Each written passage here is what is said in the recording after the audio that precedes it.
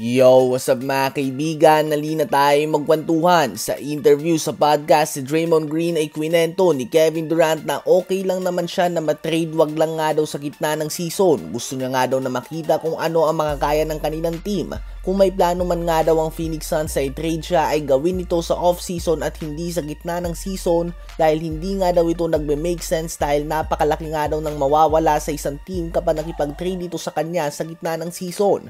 Habang ayon naman kay Brian Windhorst ng ESPN, inaasahan na matitrade sa darating na off-season si KD kung saan Dallas Mavericks nga daw ang isang team na may high level of interest sa former MVP.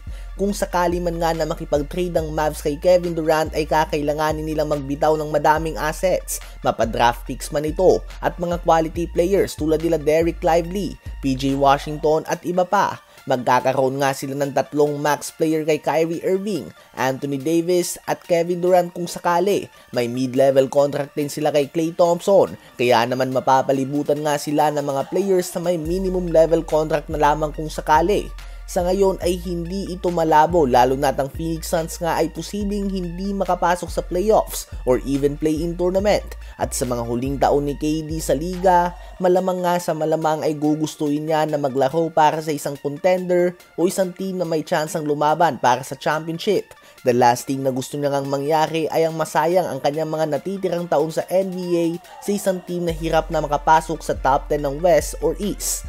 Ano ba masasabi nyo tungkol dito? Habang Los Angeles Clippers naman ay matindi nga ang kapit sa 6th seed ng Western Conference. Kahapon ay muntik na silang matalo sa Chicago Bulls. Ganun pa man isang solid performance ang pinakita ni James Harden upang makuha nila ang 122-117 win. Nagtala siya ng 30 points and 6 assists. 20 points din si Amir Coffey. 17 points, 8 rebounds, 4 assists and 4 steals si Kawhi Leonard. 16 points si Derrick Jones, 14 points si Bogdanovic at 10 points, 10 rebounds din si Ivica Zubac. Kaya naman bago mag-umpisa nga ang mga games sa araw na ito ay hawak pa din nila ang 6th seed at very slim advantage sa Minnesota Timberwolves, Golden State Warriors, Dallas Mavericks at Sacramento Kings. Kung nais nga ng Clippers na mapanatili ang 6th seed ay dapat na matiyak nila ang panalo sa back-to-back games sila laban sa Los Angeles Lakers. Isang advantage nila sa game na ito ay second night na ito ng back-to-back para sa Lakers. Makakaharap muna ng Lakers ng Timberwolves mamaya lamang at in less than 24 hours ay makakalaban naman nila ang Clippers. Hindi natin 100% sure kung maglalaro ba si Luka Doncic dito given na kakagaling niya pa lamang sa calf injury at pinagpahinga niya nga ang second night ng back-to-back noon at ganun din nga sa LeBron for the simple reason na 40 years old na nga siya.